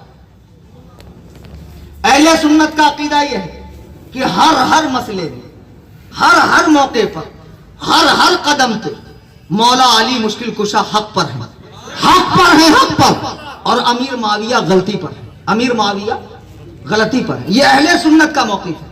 लेकिन वो गलती कौन सी है? जिसका जिक्र 2 टके का पीर करे, जिसका जिक्र ये जिसको बराबर से आऊज़ु बिल्लाह बिस्मिल्लाह पढ़नी नहीं आती हो, अत्तहियात पढ़ना ना आता हो, वजू करना ना आता हो, ऐसा ढोंगी पीर करेगा लोगों को जन्नत की टिकटें बांटने वाला? नहीं। अमीर मुआविया ने जो गलती की है उसे खताए इज्तिहादी कहते हैं। क्या कहते हैं? खताए इज्तिहादी। मोटा मोटी समझ लो। आप ऐसे नमाज पढ़ते हो ताता सुर्रा नाफ के नीचे हाथ बांध के। शाफई कहां पढ़ते हैं? फौका सुर्रा, और हम्बली भी फौका सुर्रा, नाफ से ऊपर, फौका सदरी ही नहीं, फौका सुर्रा। नहीं तो कुछ लोग ऐसे भी माल की हाथ नहीं बांधते। हाथ बांधने से सलाम फेरने तक 4 इमामों का 2 रकात नमाज में 200 मसलों में इख्तलाफ है। चारों हक पर हैं कि नहीं? बेशक है ना? है। इख्तलाफ होता रहता है। ये इख्तलाफ क्यों हुआ? हजरत उस्मान के किसास को लेकर खारजियों ने जंग की। अल्लाह की कसम इख्तलाफ के बाद भी उनके कुलूब ऐसे पाक थे। अब लोग कहते हैं उन्होंने हजरत अली से जंग की इसलिए माज़अल्लाह वो जहन्नमी है, गुमराह है। तो बेवकूफ़ो, हजरत अली ने भी तो हजरत आयशा से जंग की। क्या हजरत आयशा के जन्नती होने में कोई शक है तुम्हें? नहीं ना? हजरत आयशा से जंग नहीं की। तो सहाबा किराम के बीच में जो जंगें हुई हैं, हमारी इतनी औकात नहीं है कि हम उनमें उनका जिक्र करें, उनमें से किसी एक को बड़ा कहे, एक को छोटा कहे। बेशक हजरत अली अमीर मुआविया से करोड़ों अरबों दर्जा अफजल है, इसमें कोई दो राय नहीं। सबसे पहले अंबिया के बाद कौन अफजल है? अबू बकर सिद्दीक। दमादम मस्त खलंदर अबू बकर का पहला नंबर।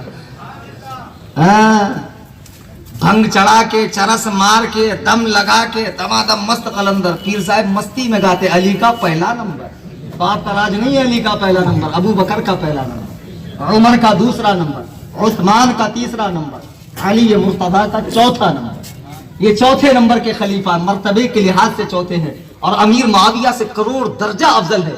हजरत अमीर मुआविया रज़ी अल्लाह ताला अन्हु भी सहाबी हैं। उनसे जो गलती हुई है उसे खता इज्तिहादी कहते हैं।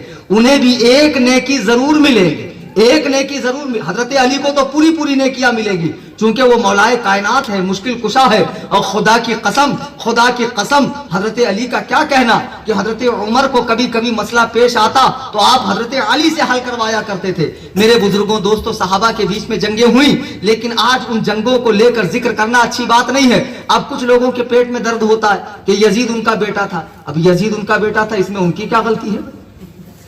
شیخ عبد الوہاب رحمۃ اللہ علیہ بہت متقی ولی اللہ گزرے, ان کا بیٹا محمد بن عبد الوہاب وہابی فرقے کا بانی. تو بیٹے کے گناہ باپ کے نام اعمال میں نہیں ڈالے جائے. ہزاروں صحابہ ہیں جن کے والدین کفر کی حالت میں دنیا سے گزرے, تو ان کے بچوں کا کفر ان کے والدین کو کیا نقصان پہنچائے گا؟ تو بہرحال یزید نے جو بدکاریاں کی ہے, ظلم کیا ہے, جفا کیا ہے, اہل بیت پاک کے ساتھ زیادتیاں کی ہے, یزید کے اوپر بے شک ہم لوگ یزید کو اہل سنت و جماعت سے خارج سمجھتے ہیں, نہ اس سے محبت کرتے ہیں, نہ اس سے محبت کرنے والوں سے ہم محبت کرتے ہیں. لیکن بات جب امیر معاویہ کی آئے تو اللہ کی قسم ہم لوگ صحابہ والے ہیں, صحابہ سے محبت کرنے والے ہیں, اس لیے کہ صحابہ وہ پاکیزہ جماعت ہے جن کو اللہ نے قرآن کریم میں بشارت کا مجدہ سنایا ہے. میں نے جو آیت کریمہ پڑھی, اللہ فرماتا والسابقون الاولون من المہاجرین والانصار, کہ سب سے پہلے ایمان لانے والے, سب سے پہلے اللہ اور رسول کی اطاعت کرنے والے کون؟ مہاجرین, مکے کے صحابہ. اس کے بعد کون؟ انصار. والذین اتبعوہم باحسان. پھر جو مہاجرین اور انصار کا اتباع کرتے ہیں, یعنی دوسرے صحابہ کچھ مہاجر ہے, کچھ انصار ہے, کچھ عشرہ مبشرہ والے ہیں, کچھ بیت رضوان والے ہیں, اور پھر کچھ دوسرے صحابہ ہیں. صحابہ میں مختلف گروہ ہیں. قرآن نے اب کیا کہا؟ والذین اتبعوہم باحسان, کہ جو ان دونوں کا اتباع کرے, یعنی تمام صحابہ. رضی اللہ عنہم ورضوا عنہ, اللہ ان سب سے راضی ہے, یہ لوگ اللہ سے راضی ہیں. وَأَعَدَّ لَهُمْ جَنَّاتٍ تَجْرِي تَحْتَهَا الْأَنْهَارُ, اللہ نے ان سے جنت کا وعدہ فرمایا ہے جس کے نیچے نہریں بہتی ہے. ذَلِكَ الْفَوْزُ الْعَظِيمُ, اور یہ کتنی بڑی کامیابی ہے. اللہ اکبر کبیرہ, اللہ اکبر کبیرہ. قرآن تو تمام صحابہ کو جنتی ہونے کی بشارت دے رہا ہے, اور افسوس کہ لوگ صحابہ کے بارے میں انگلیاں اٹھا رہے ہیں. ایک صاحب نے اعلان کیا پاکستان میں ہم امیر معاویہ کے نام سے مسجد بنائیں گے. ان کی تنظیم کو دہشت گرد قرار دے دیا گیا. میں کسی تنظیم کی حمایت نہیں کر رہا, لیکن ایک بات میں پوچھنا چاہتا ہوں, کیا یہ انصاف کا تقاضا ہے؟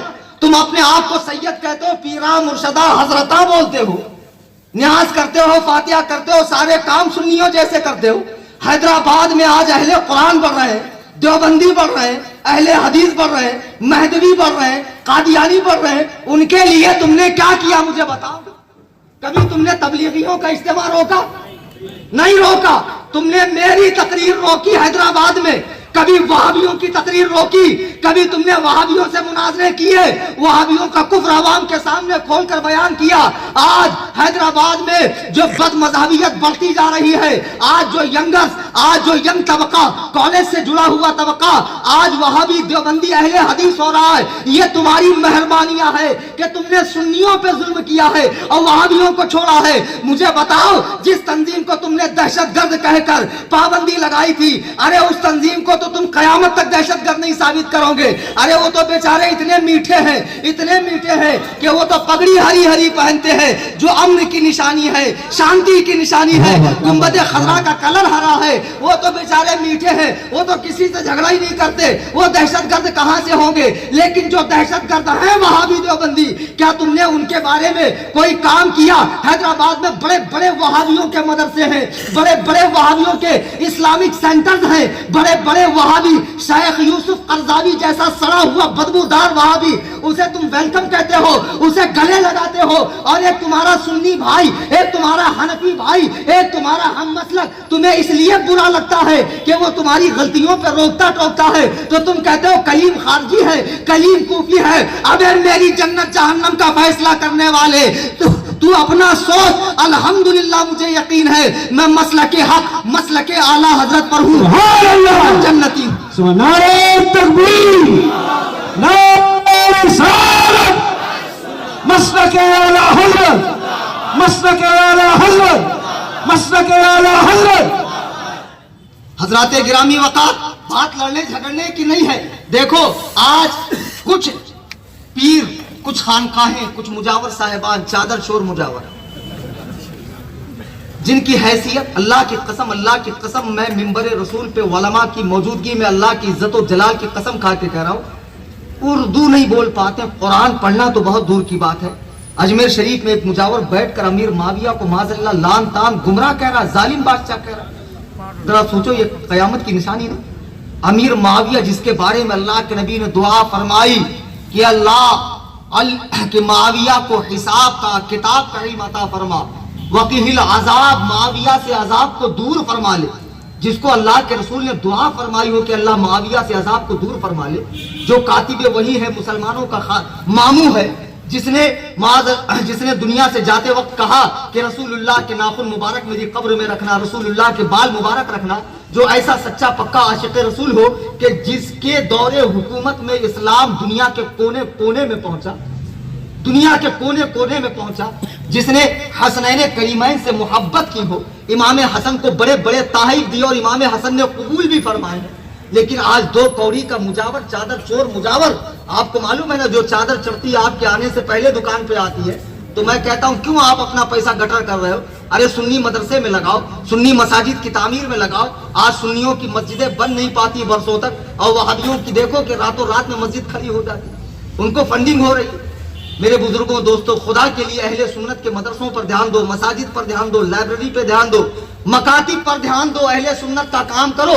نیاز فاتحہ اچھی بات ہے، ضروری نہیں ہے، فرض نہیں ہے، واجب نہیں ہے کہ رات دن اسی میں رہو۔ نمازوں کو چھوڑ دو، حسن اخلاق کو چھوڑ دو، نماز کی پابندیاں ہٹا لو، روزے چھوڑ دو، چہرے پر داڑھی چھوڑ دو، اور فقط نیاز فاتحہ کرتے رہو۔ اس گمان میں نہ رہنا کہ یہی چیزیں بخشش کا ذریعہ ہوں گی، نہیں، عمل کی ضرورت ہے۔ جو چیزیں واجب کے درجے میں ہے اس کو ادا کرو، جو فرض کے درجے میں ہے اسے ادا کرو۔ میں عرض یہ کر رہا تھا، ایک چادر چور مجاور حضرت امیر معاویہ پہ بھونکتا ہے، اور اس کی اتباع کرتے ہوئے کچھ لوگ، وہ دکن کے بھی ہیں، بمبئی کے بھی ہیں، وہ گجرات میں بھی ہیں، ایسی ذہنیت کے لوگ جو معاذ اللہ ایک مہم چلا رہے ہیں حضرت امیر معاویہ کے بارے میں، ان کو امیر شام کہتے ہیں، امیر المومنین نہیں کہتے، نہ حضرت کہتے، نہ رضی اللہ عنہ کہتے۔ ان کا دل امیر معاویہ کے لیے صاف نہیں ہے۔ خدا کی قسم، یہ لوگ جو صحابہ پر بھونک رہے ہیں، مجاور، چادر چور، ان کی حیثیت کیا ہے ذرا دیکھو تو صحیح۔ بس ایک بات بتاؤ، ایک فرق سوچو، زیادہ ڈیپ میں جانے کی ضرورت نہیں، زیادہ وسیع مطالعے کی ضرورت نہیں، کہ اگر تم واقعی میں اتنے سچے پکے عاشق ہو تو اللہ نے تمہیں رسول اللہ کے دور میں پیدا کیوں نہیں کیا؟ امیر معاویہ کو کیوں پیدا کیا؟ امیر معاویہ نے ان آنکھوں سے جمال نبوت کا مشاہدہ کیا ہے، رسول اللہ کے رخ والضحا کو دیکھا ہے، سرکار کی زلف واللیل کو دیکھا ہے، سرکار کی مزمل والی چادر کو دیکھا ہے، سرکار کے اٹھنے بیٹھنے کو دیکھا ہے، سونے جاگنے کو دیکھا ہے، بارگاہ نبوت سے فیض حاصل کیا ہے۔ ارے ایک بات بتاؤ، او حیدرآباد کے تفضیلی کتوں، تم اپنے آپ کو سنی کہتے ہو؟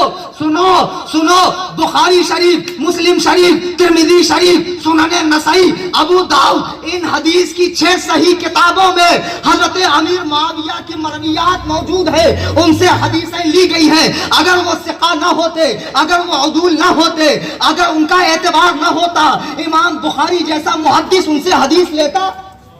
ارے بولو، لیتا؟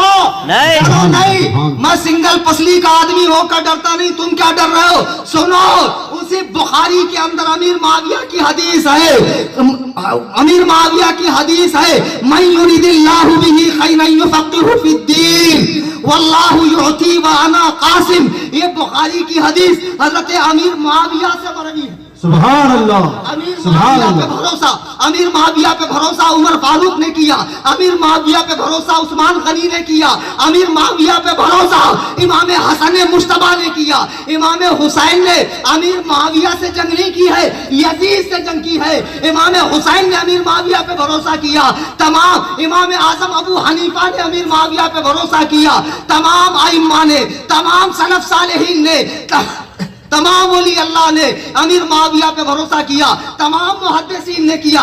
آج یہ 2 کوڑی کا قبروں پہ کھڑے ہونے والا، مزار کی چادریں بیچ کر اپنا گھر چلانے والا، سٹے کھیلنے والا، داڑھی کٹا مجاور، جسے استنجا کا ڈھیلا لینے کی تمیز نہیں ہے، وہ امیر معاویہ پہ بھوک رہا۔ اپنی اوقات میں آ جاؤ اور اہل سنت و جماعت میں سختی سے قائم رہو۔ اور سنی کیسے بنو گے؟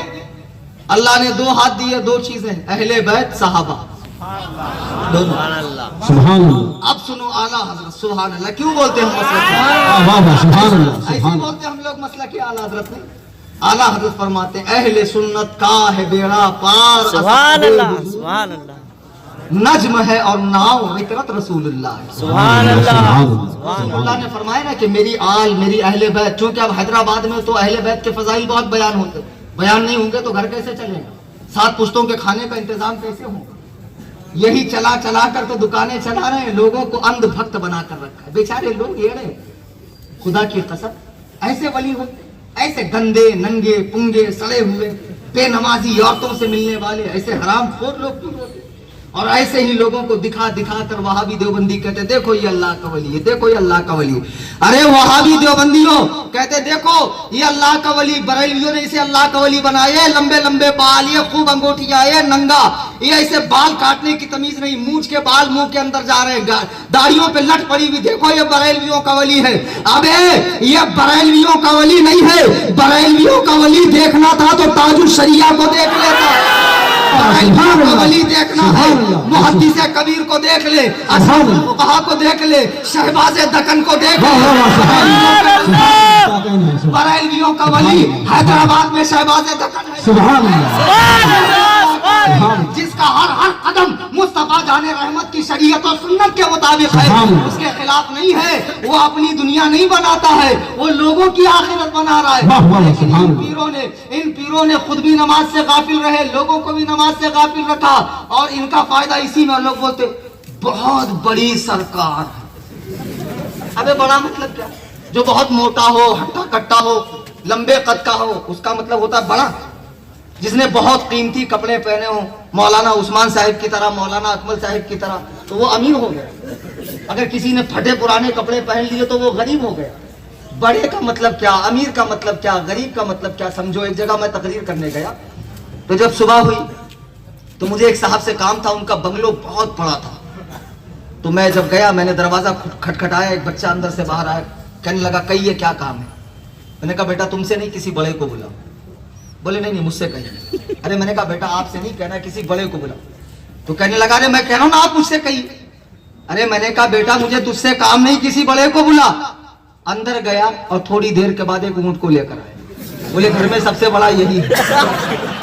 बड़े तो मतलब क्या, ऊंचा हो नहीं, तुम क्या समझते हो, बहुत मुरीदीन हो, चकमके आसा लिए हो, ये हरा हरा पटका, ये लंबा टोपा, यहाँ से खूब मूछे, माशाअल्लाह शहजादे गौसे आजम, ऐसे तीन चार अल्काब अगर हो मेरे बुजुर्गों दोस्तों, इससे बड़ा नहीं होता। कुरान और सुन्नत की पासदारी करने से बड़ा होता, अल्लाह और रसूल के हुक्मों पे जान देने से बड़ा होता। सहाबा किराम ने ये दीन हलवा खाकर नहीं पहुंचाया।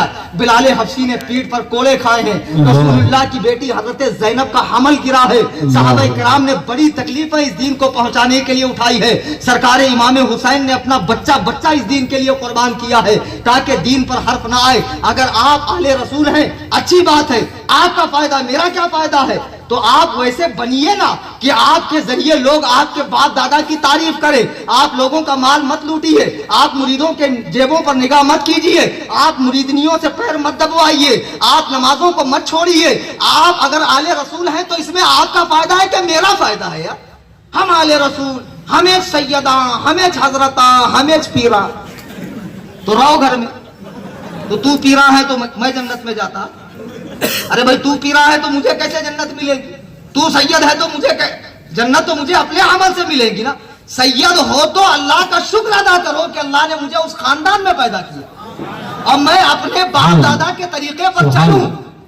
अब एक घर में एक साहब ने अपने बेटे से कहा बेटा पानी ला, तो बड़ा बेटा जो है उसके मिजाज में थोड़ी थानवियत थी, अकड़ गया। बोले अब्बा आप बहुत अच्छे। बाप ने कहा बेटा पानी पिलाना। बोले नहीं अब्बा आप बहुत अच्छे। बाप बोल रहा मेरा गला सूख रहा, पानी पिलाता क्या? तो बोल रहा नहीं अब्बा आप बहुत अच्छे। अब छोटा बच्चा देखा बाप का गला सूख रहा, रेंगते रेंगते गया, बेचारा पानी लाकर पिलाया। तो अच्छा कौन सा जो काम कर रहा? खाली निस्बत पे फख्र करे तो होता, हमें सैयदा, हमें हमें हैदराबाद के पीरा। अरे तुम्हें चलो भाई, हमें बम्बई के पीरा, आते बम्बई को, हमें बम्बई के भाया, बम्बई के पटेला, आपको मालूम है बम्बई में भी कम नहीं बाबा लोग, एक से एक बाबा, अरे बाप रे बाप। बम्बई में अभी मैं ज्यादा बोलूंगा नहीं वरना तकरीर पे बैठ लग जाएगा मेरे। आपको मालूम नहीं शाहपुर में 3 साल पहले मैंने तकरीर की तो आज तक तकरीर करना नसीब नहीं हो रहा था हैदराबाद में। अल किस्सा मुख्तसर ये कि अल्लाह ताला कमेटी वालों को जज़ाए खैर अता फरमाए। एक ऐलान मेरा सुन लीजिए कि ये मैंने जुमा कहाँ पढ़ाई थी, मस्जिद कुबा में, कहाँ थी, बोराबंडा में जुमा पढ़ाई मैंने वहाँ। मस्जिद का काम अभी तकरीबन 25 लाख रुपए का बाकी है, और अहले सुन्नत व जमात को जो भी करना है आपस में ही करना, हमको बाहर से कोई फंडिंग नहीं होती, ना अमेरिका से डॉलर आता ना सऊदी से रियाल आता। अल्लाह ताला ने आपको जो भी दिया है अपनी हक हलाल की कमाई का, आप बच्चे खड़े रहेंगे उनको जरूर जरूर देते जाएं। यकीन जानिए आपके नाम की एक ईंट लग गई, एक पंखा लग गया, एक नल लग गया, मस्जिद में चटाई लग गई, जितने लोग नमाज अदा करेंगे, कुरान करीम की तिलावत करेंगे, ये आपके लिए सवाबे जारिया है।